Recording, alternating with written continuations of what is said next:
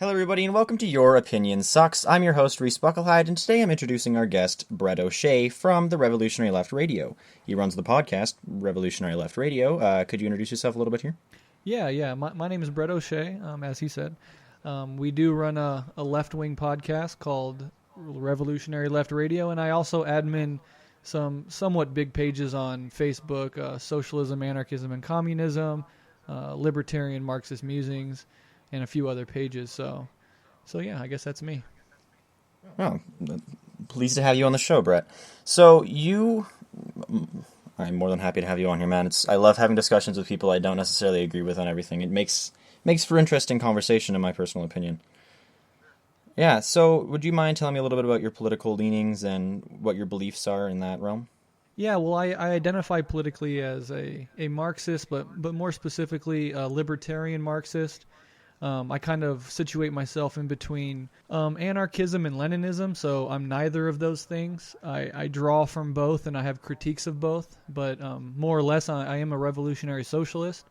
And outside of my, podcasting and Facebook activity, I am also an activist and organizer in real life, and so my politics are to the far left, definitely Marxist, definitely revolutionary socialist in nature. So Interesting. So could you elaborate a little bit on what a revolutionary socialist stands for and what you necessarily believe?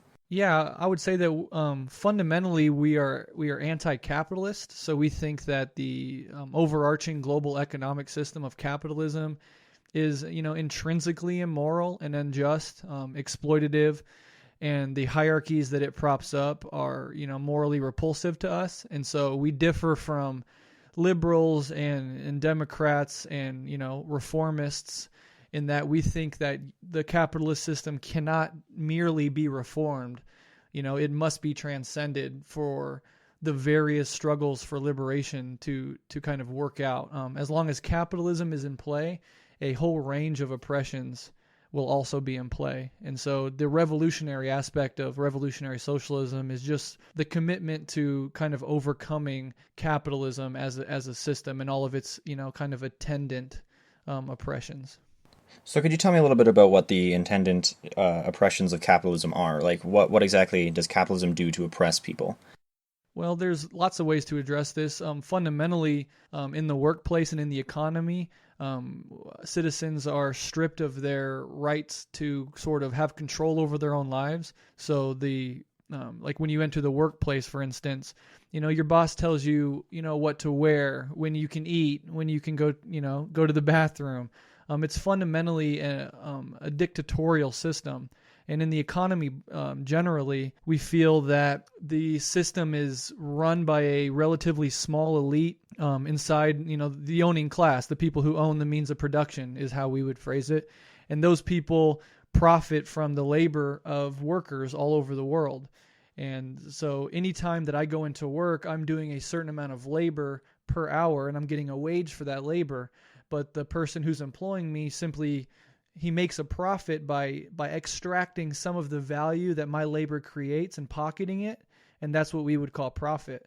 And so in that sense, it's exploitative to everybody who doesn't own the means of production. But in a broader sense, it also interrelates with, maybe racial oppression and gender oppression.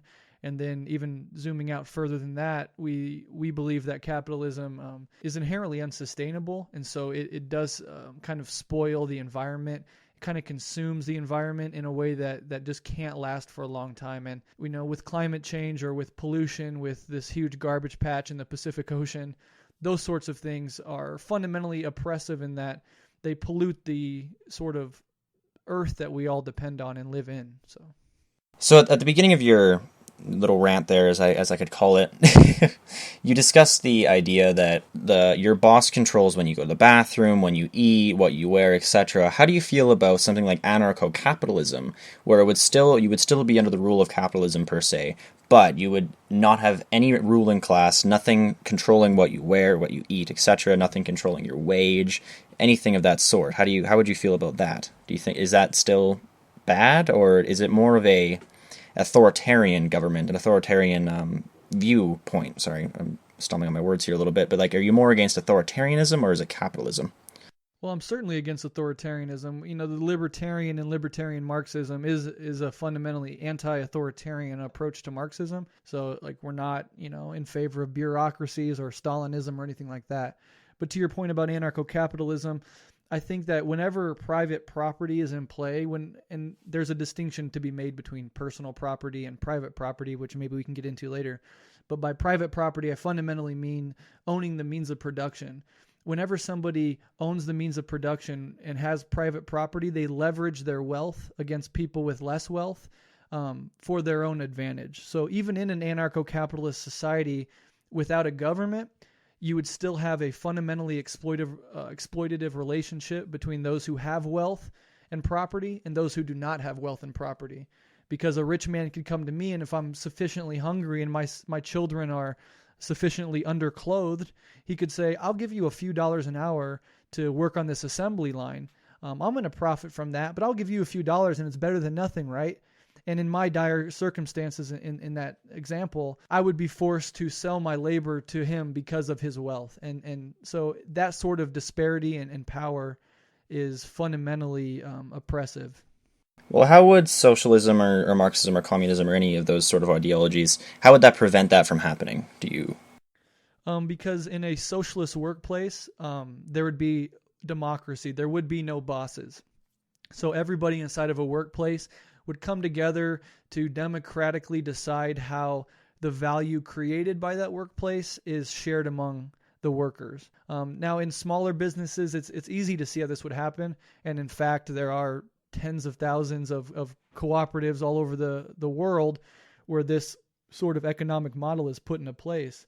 But on larger scale, like corporation levels, multinational corporations, or just some sort of industry that's very foundational to how a society manages itself, these would become a little trickier. But you could have things where you have like worker councils or like democratic leaders inside of the workplace that could go to a board and sort of argue for, let's say that the janitors have a representative and the customer call center people have a representative, and they could kind of be accountable to the people they represent. It's sort of like putting democracy, like on the political level, putting it into the workplace itself. But how would that not end up creating almost a leadership within, right? So if you have a democracy and you have representatives of your different departments, of being a janitor or of your customer service part or anything of that sort, how would your representative not ultimately become your boss? Because ideally that person would be fundamentally accountable and retractable to the people that they represent. So if this person is not doing an adequate job, is not sufficiently addressing the issues that are important to us, that person will be recallable, and we'll say, you lose out on that. Go back to among the membership ranks, and we will elect somebody else who will fundamentally advance our goals. And I think that that's honestly not too hard to do. When you have a society of 350 million people, that becomes a little more difficult to do because you have constituents all over the board. But in a workplace, even a large one, I think it would be much more manageable. Well, I think that's a very utopian view, I would say, because that's assuming that there would be no corruption. That's assuming that no one would do anything in favor of themselves. That's assuming that everyone believes that everyone should be completely equal, whereas we know that down to the individual level, people are going to oftentimes act relatively greedy, or some people are going to act super greedy just based on the fact that they might even be a psychopath, right? On the individual level, I don't think that you can... what am I trying to say here? I have it in my head, but it's not coming out. On the individual level, I think that you can't just assume the way people are going to act, right?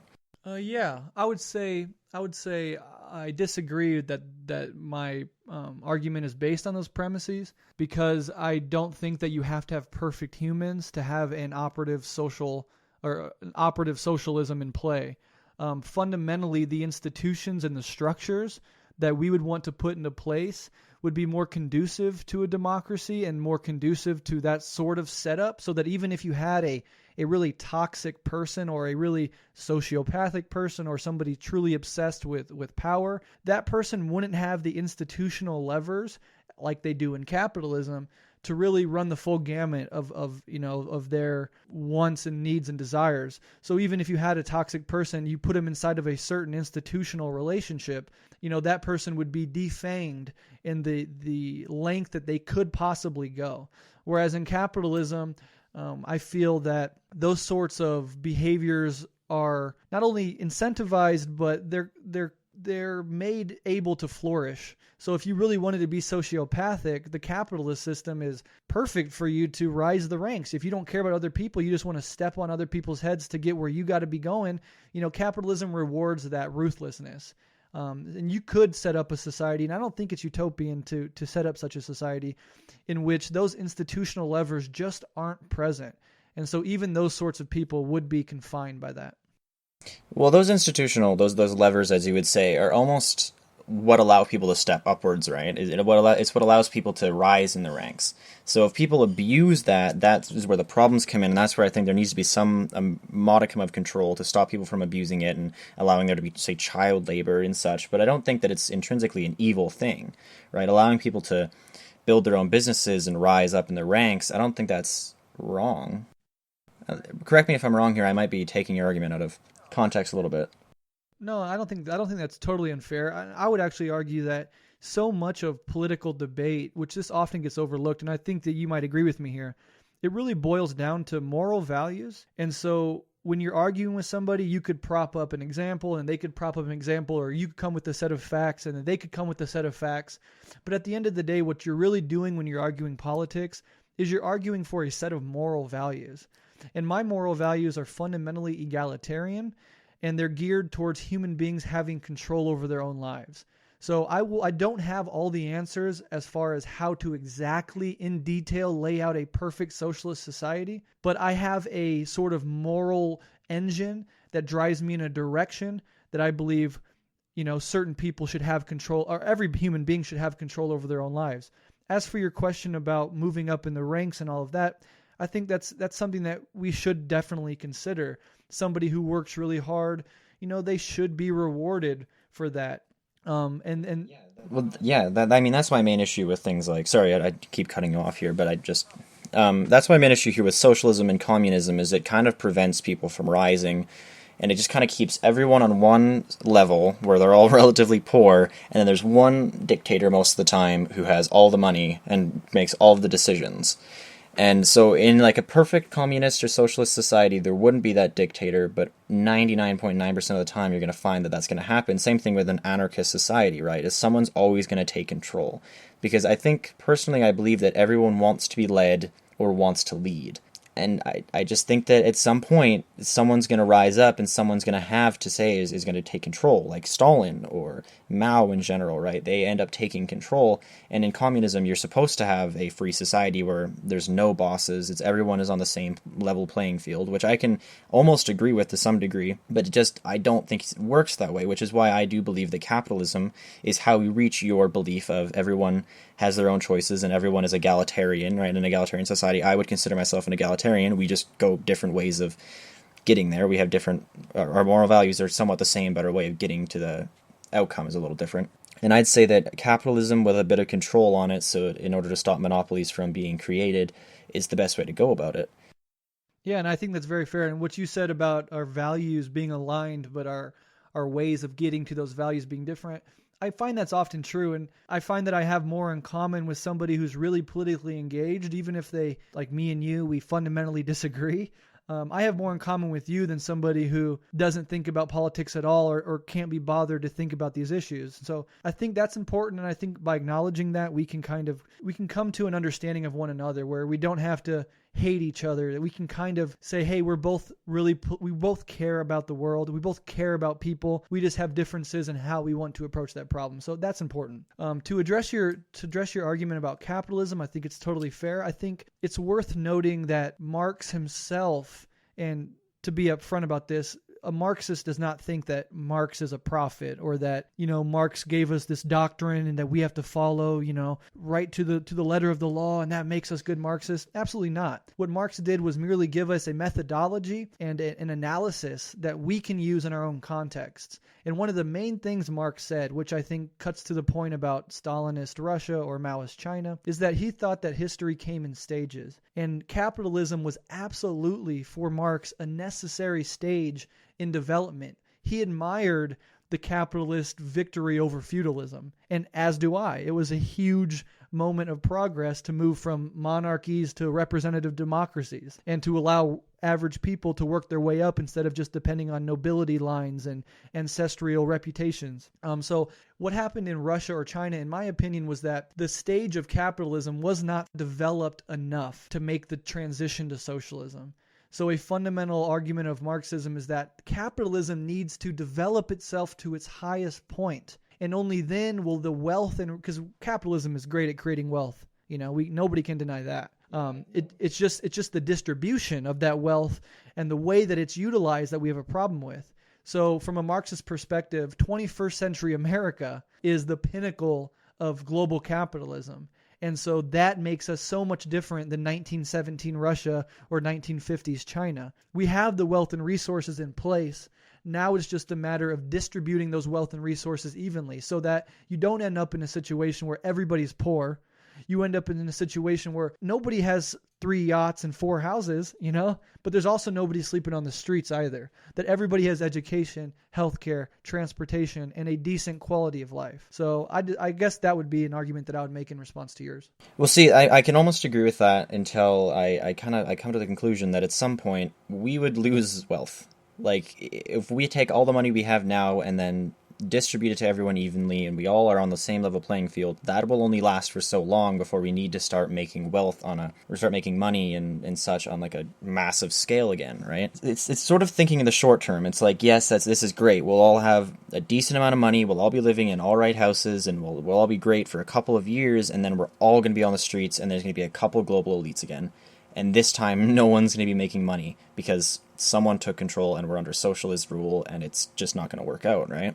Right. Okay. Well, that's a very fair point of view. And my counter to that would be to bring in the notion of hyper-automation. So in the past, we had the Industrial Revolution, and there was a lot of hope there that could produce the material well-being to distribute evenly among the people. It wasn't the case. We found that out. History moved on. But now we're at the precipice of a radical alteration in the means of production, where we have artificial intelligence coming online, and we have automative technology that could do so much of what human labor has historically done, and not only menial blue-collar work, but I'm talking lawyers, lawyer work, doctor work, white-collar, high-level administrative work. The software and the technology is getting to a point where human labor is almost going to become superfluous. And in that context, I think that the concern about an ever-decreasing amount of the economic pie, or a lack of productivity, as you say, that concern becomes less and less pertinent, because we could, at least in theory, and I don't think this is utopian if you study the technology, we're getting to a point where so much of human labor can be done by machines. And so that wealth will be continually generated by the machines, but human beings will play less and less of a role. So the wealth is there, but people are freed from wage labor. And by distributing that wealth, we could, in theory, provide for everyone a decent, a high quality of life even. How does that strike you? Well, the biggest problem with that is who's going to make the systems, right? Who's going to make all of the robots, per se, that would become lawyers, right? Or would become even just, at McDonald's, right? You can go there now, even in there's... my God, am I pulling a blank here? I don't remember what it's called. Automated cashiers. Yeah, the automated cashiers. Exactly. There we go. Sorry, my mind I have so many different things going on in my head here. But the automated cashiers and such, right? So, but who's going to make those? And then once we get to that level, once the money is being made by these things and by these automated systems, who's going to take that money, and then who's going to distribute it? How do we know that they're going to distribute it equally? How do we know they're going to distribute it to? That's my main point. How do we know they're going to distribute it equally? How do we know they're not going to take all of the money for themselves and only distribute a bit of it? Yeah, and that is honestly a great concern, and one that I think not enough people on my side of the fence think about. I totally agree with that being a problem. There are possible solutions, and I think transparency and accountability and ultimately democracy are at the root of how to handle that problem. We do have the ability to have a profound amount of transparency if the political elites or if the system would allow for it. So you could have a public website or domain or whatever it may be where every citizen can go and look at how much wealth is being produced and exactly where every single dollar of that wealth is going. It's not beyond the realm of possibility that technology itself could provide for that outlet. Well, how do we ensure that they're being honest, right? How do we ensure that the transparency is genuine transparency? I mean, if we look at the Obama administration, they promised transparency, and transparency is not something that they gave us, that's for sure. So how do we ensure that they're going to be transparent? How do we ensure that they're not just going to lie straight to our faces? Because as we know, government is not opposed to that by any degree. I totally agree with that. And transparency is a perennial problem all throughout human history. The government, the people that have power, they don't want to let you peek behind the curtain. And so I think that's where, folks like me and folks like you might be able to agree that this sort of clustered, neoliberal elite running the global show, they need to be taken off their high horse. They need to be deperched, and the people need to flood in. How are we going to do that exactly? I don't know. It depends so much on contingent factors. How this process occurs, how it unfolds, is going to dictate so many of the details of how we move forward. My only argument is that there's the possibility is there. The technology, the weaponry, if you will, that's in place, and we could use it for that good. How we're going to do that exactly, I mean, that's a problem. How do we have transparency? How do we have transparency in a capitalist society? How do I have transparency on what's happening at Wall Street?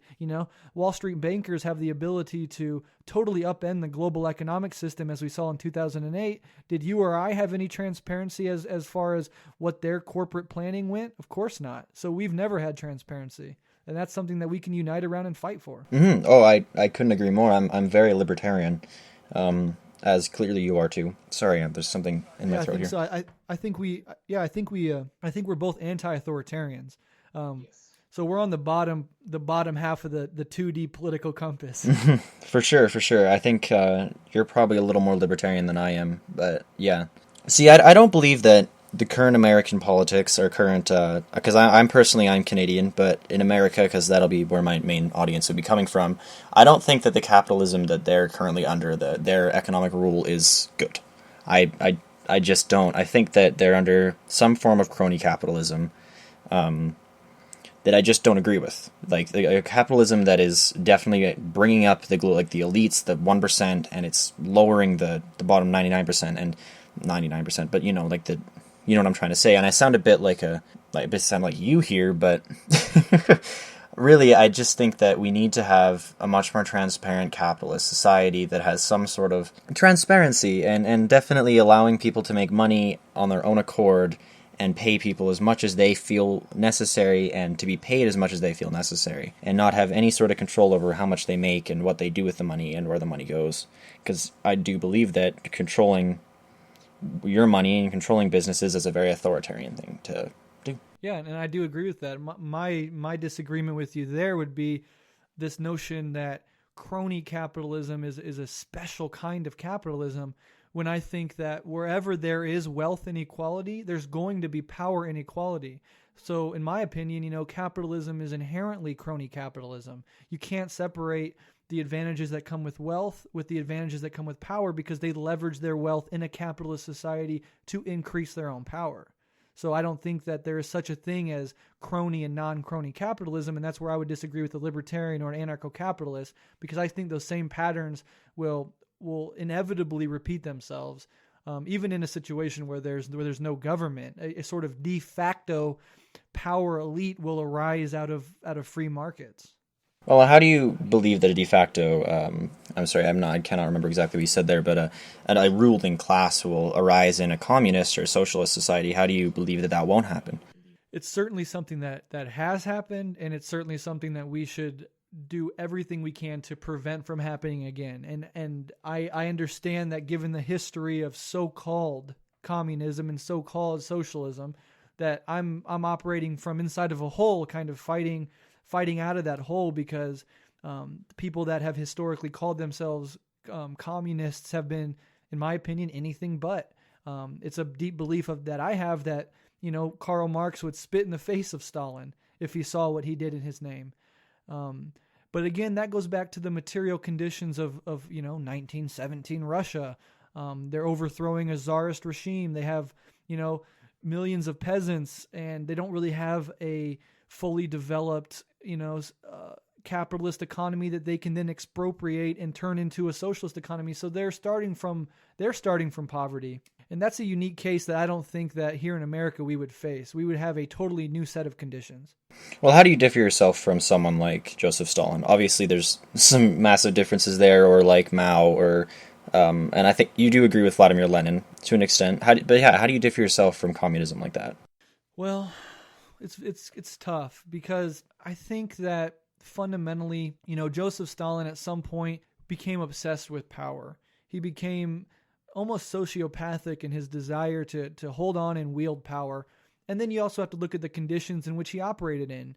He was operating in, World War II situation, just post World War I, and then he got into World War II.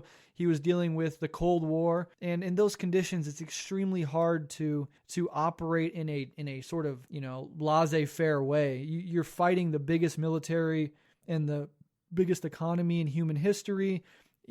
I mean, the Soviets lost. They had the most casualties of any participant in World War II.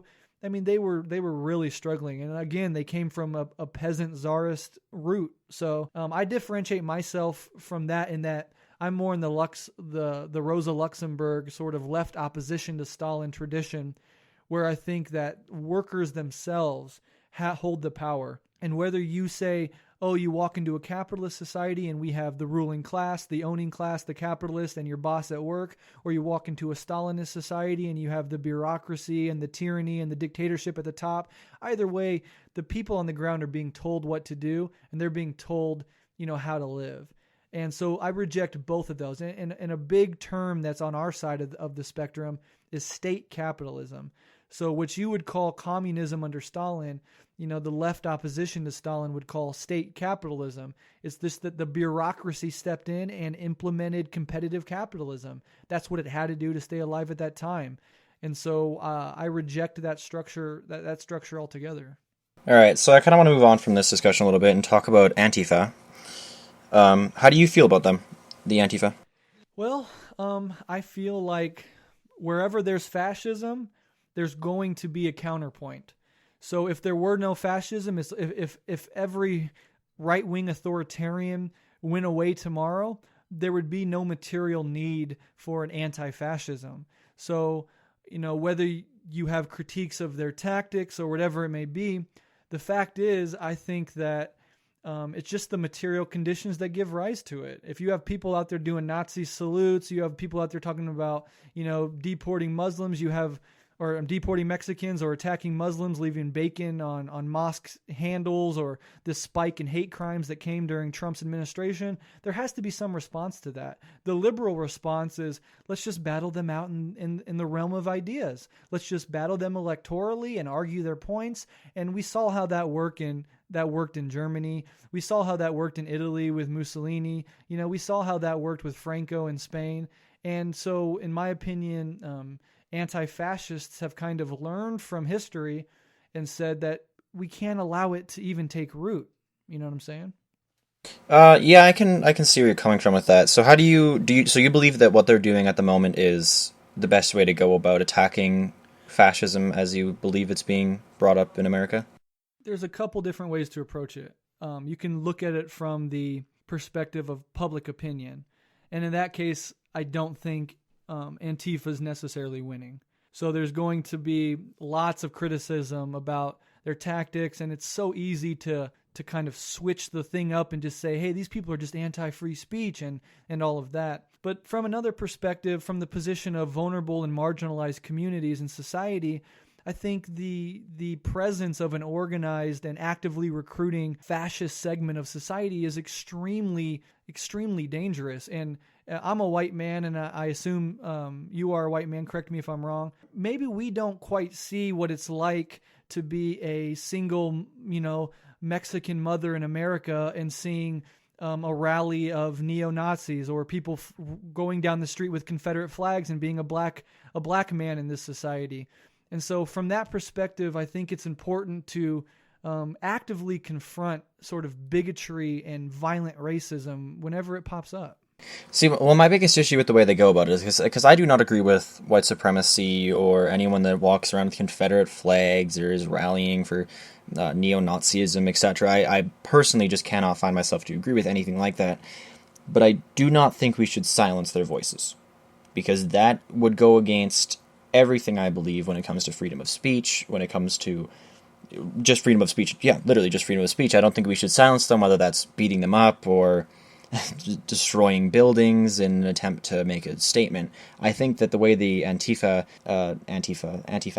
go about their antics, I would call it, is wrong. I think that that's the wrong way to go about it, because that's not going to fix anything. One, that'll only bring up people that'll try and piss you off. Really, though, people are going to try and get a reaction out of you.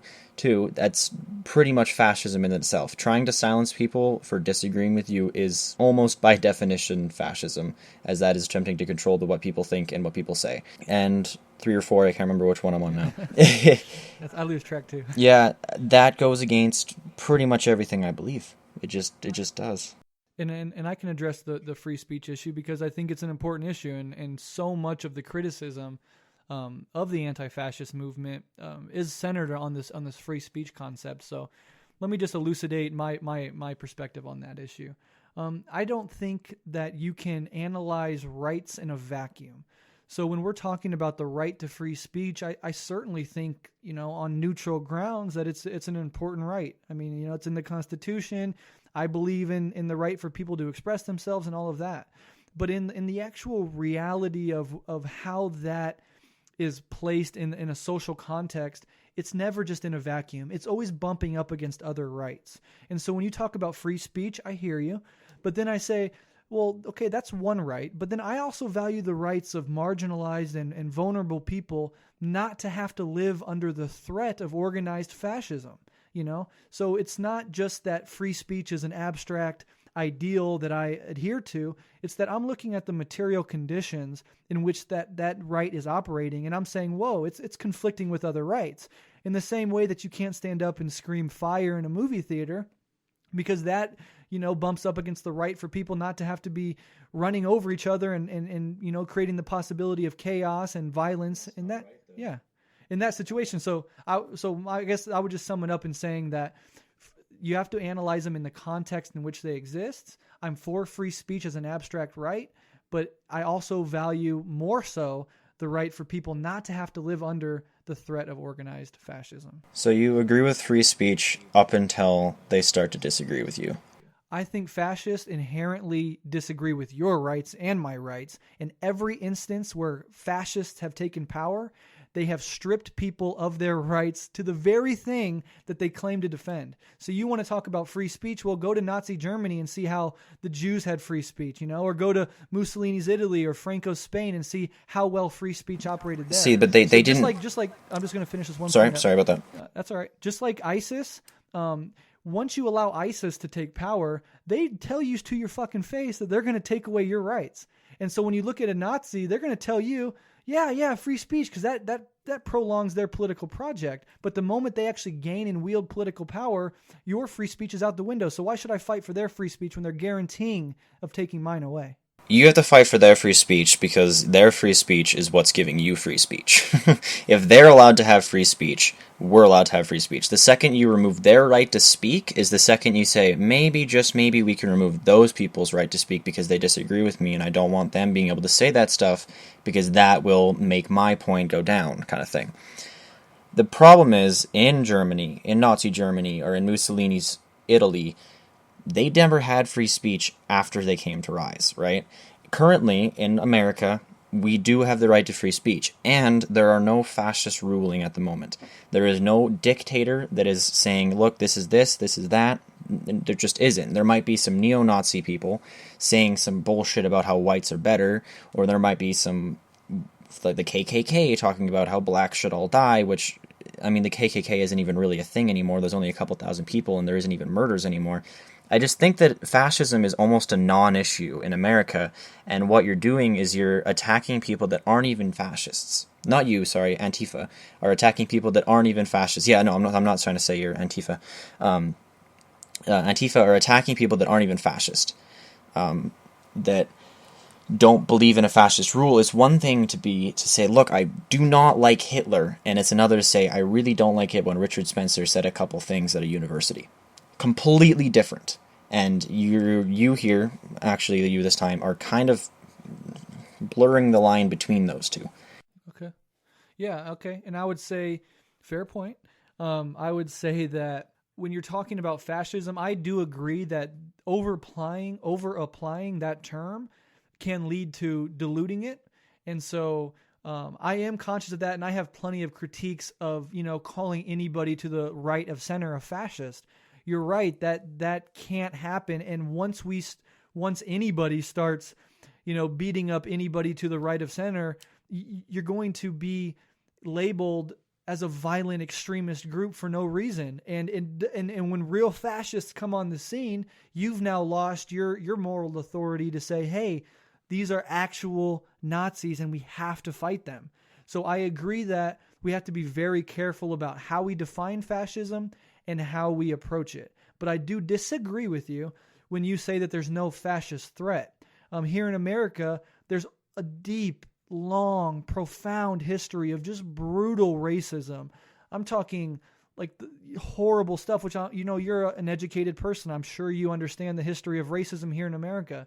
It's very high-pitched, and Trump's election was sort of a coming back of that old Jim Crow white nationalist hatred of the other, capital O, And so that really energized a lot of people when we saw the hate crimes, when we saw black people getting punched at Trump rallies. It made us realize, like, whoa, something's happening here. And with Richard Spencer, after Trump was elected, he had that rally in Washington, D.C., where he was saying Hail Victory. That's the English version of Sieg Heil. And you had people in the audience throwing up Nazi salutes. So when you're talking about Richard Spencer, it's not just what he says, but he is actively recruiting and organizing literal Nazis and fascists. And so in that case, I do not think that the term is being overapplied. I think it's being correctly applied. And when somebody goes out and clocks Richard Spencer in the mouth, what they're saying is, we're going to raise the social cost of you being an outspoken bigot, of you having a rally where there's literally people in your audiences doing the Hitler salute. And if you do anything other than call them out strongly and immediately, then you're allowing that sort of fascism to take root. Now, if you're going and you're spraying somebody in the face that has a "Make Bitcoin Great Again" hat, like happened in, I think it was Berkeley, I agree that's over the top. That person is Bitcoin great again. I'm assuming that person's a libertarian or something. They don't deserve a face full of mace. But I do think that actual Nazis like Richard Spencer, who is a self-identified white supremacist, those people do need to be confronted, and confronted aggressively. I think that he needs to be confronted. I completely 100% disagree with Richard Spencer and what he believes. I think that he is a piece of shit. I think that what he stands for is far from correct. But I do not think that we need to find him on the streets and attack him, because that's not going to fix anything. What all that's going to do is make your cause seem like absolute shit. Not you, Antifa's cause, absolute shit. And it is counterintuitive. So say I disagree with you, okay? You're a communist to some degree, or if someone is a communist and they're rallying for communism, right? And I'm like, you know what? I don't like what communism has done in the past. I think that it's shit. I think that it's killed hundreds of millions of people, or maybe just tens of millions of people. I'm going to go up to that person, I'm going to punch them right in the face. Would you be like, that's not okay, they're not doing anything wrong? Yeah, I mean, honestly, I would just be, my position there is like, yo, this is politics. I'm an activist. I hit the streets. I'm out there organizing. I'm waving a socialist flag. I am a Marxist, so that Good on means I you. am a Good on you. communist in the traditional sense. Yeah. And so if somebody wants to come up to me at a rally, which honestly has happened, people are very aggressive towards us, and people have gotten in my face, and I've gotten in other people's face. Like, part of me thinks that that's just a natural manifestation of the high pitch that politics is operating at currently. It's almost like we're reliving the 60s. And in the 60s, you had assassinations of JFK and Malcolm X, Martin Luther King. You had the Democratic National Convention where people are fist-fighting cops outside of the arena. These things aren't new. Politics is inherently violent. And whenever I go out, or anybody goes out representing a political view, you have to be ready for that sort of response. Do I condone it? Of course not, because I believe that the values on the socialist side are good values, are morally upright values, are egalitarian and fundamentally correct, and so I'm going to defend them. And somebody on the far right will think differently, and they're going to defend them. So we just kind of have to operate in this real politics situation where you just kind of have to defend yourself. Would I agree with somebody coming up and punching me? I mean, no, but I'm going to be ready for it, and I'm going to fight back, Well, of course you wouldn't agree with someone coming up and punching you. I wouldn't agree if someone came up and punched you merely because they disagreed with you, which is the same reason why I cannot agree with someone punching Richard Spencer. Whether or not you believe that what he's doing is wrong, what you believe that he stands for is bad, and that he needs to just get off this earth, he needs to get out of America or some bullshit. Whether or not you believe that is completely irrelevant. What you do have to believe, at least in my personal opinion, and I'm not saying you have to, but I do personally believe that we should not physically harm people for having an opinion different than our own, because ultimately that's not gonna change anything. It's a shit thing to do, and it doesn't stop fascism. If anything, it helps it rise. Yeah, maybe that is to some extent true. And certainly in Berkeley this last time, we saw people coming out that weren't fascist, although the rally in Berkeley was fundamentally a fascist rally. You had people doing the Nazi salutes and stuff like that. But when you look into the interviews of people on the right side of, not the right, but the right side of that argument, there were people there saying, "Hey, I'm just a libertarian. I don't believe in this far right nonsense, but I just believe in free speech and blah, blah, blah." And so in that sense, I think that there is some sort of loss that is absorbed, by the far left when they take those sorts of tactics. But at the same point, I still have to fundamentally stand firm in the idea that fascism is just a step too far, and that it's proven itself over and over again that what it uses free speech for is to recruit and to organize.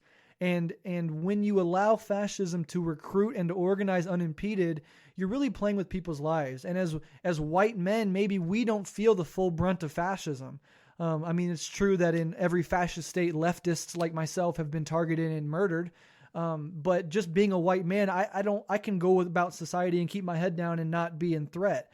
But there are people, I have friends that are Jewish. I have Muslim friends. I'm in a mixed family where I have a mixed son.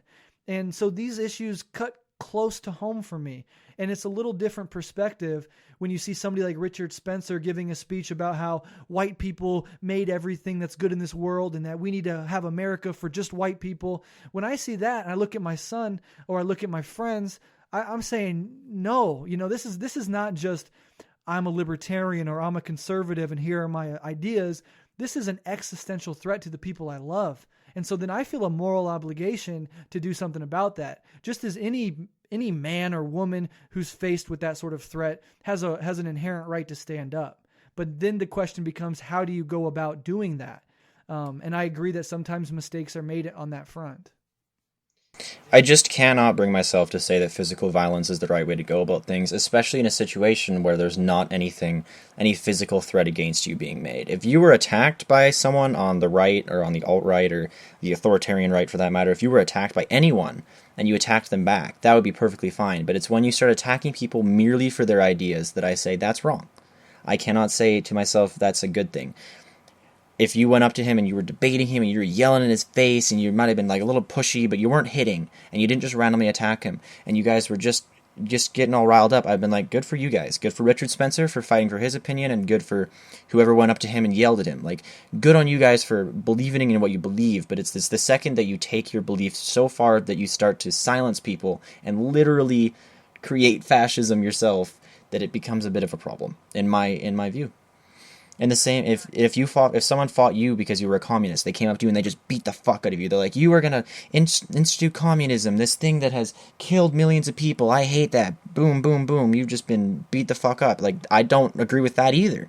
It's not your political standing. It's the fact that you're a human being that was just beat up for no reason other than the fact that you were just saying some things that were a little bit shitty. And I don't like that, and I don't see how anyone can support that. And it sounds to me like you support it out of an emotional state of mind. A state of mind where you're like, my family might be getting attacked here. I don't like that. But what you have to remember is it's not being attacked.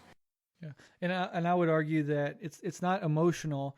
It's logical, and it's rooted in history. But again, I'm not saying that I'm this or that, or that I'm actually active in that scene. I'm just trying to give an argument from where those people are coming from, and elements of that argument that I see fit. And at the end of the day, I don't think that we're going to fully agree here. I think it just boils down again to values. And I think that certain action is acceptable morally, whereas you think it's not. And I'd also go on to say that I think that the system we live in is fundamentally built on violence, and violence is pushed against people every single day just by sustaining this system of capitalism. I mean, American capitalism was founded on the genocide of Native Americans, which allowed land and resources to be extracted, and then the forceful enslavement of Africans for free labor, which gave the boost to this society. So capitalism is built on a mountain of corpses. And so if punching a Nazi in the face or breaking a Starbucks window really gets you worked up and grinds your gears, okay, but let's look at the system of perpetual, centuries-long, continual violence against the environment, against marginalized people, against the third world country, against Native Americans, against black people, against a whole range of against workers, a whole range of people, and you realize that everything in this society is violent. It's built on violence. And people fighting back for their own livelihood, to me, is something that I can't help but always support. So that's just my position. And again, we're going to agree to disagree here. I don't think we're going to be able to break through this disagreement, but I just hope that you can kind of see the humanity in my appeal and in my argument. No, I definitely, I see where you're coming from, and I don't think that you're a bad person. Please don't think I believe that. And I think that you're coming from a good standpoint. I think that you and I both have very similar viewpoints, just like I said before, very different outcomes and ways of getting to that outcome. But we're reaching almost 50 minutes here, so I think we might want to end the episode here. I would love to have you on again at some point. It's been really fun debating you and just talking to you. Yeah, absolutely. You've been an extremely gracious host. We might not agree on everything, but you've been extremely decent to me, and you gave me a fair hearing. So I'll come back on anytime you want. No, perfect. It's been lovely having you on here, Brett.